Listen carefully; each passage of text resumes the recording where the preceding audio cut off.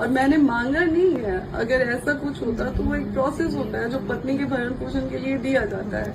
आप बताइए, आज समाज से मैं पूछती हूँ कि अगर मुझे पवन जी छोड़ देते हैं तो मुझे मेरे पास कुछ है जीने के लिए?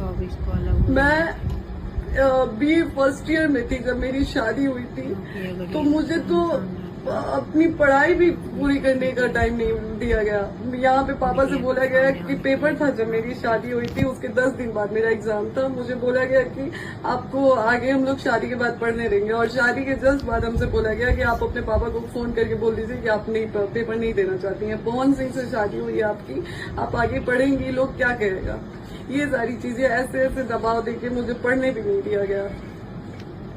अगर हाथ जोड़ के मैं इंसाफ मांगती हूँ कि आप लोग ही अब मुझे इंसाफ दिलाएं, क्योंकि पहले कुछ दिन पहले तक ये चार दीवारी के अंदर की बात थी, लेकिन अब ये चीजें समाज में आ गई हैं और अब समाज ही समझेगा कि मुझे कैसे इंसाफ दिलाना है। फिर भी मैं समाज के आगे हाथ जोड़ती हूँ, अपने समाज के, खास करके सुधीर भैया का भी मैंने एक स्टेटमेंट देखा जब था, जिसमें उन्होंने कहा था कि जाओ उसके पति का घर है, वहाँ पे कोई नहीं तुम्हें रोक सकता।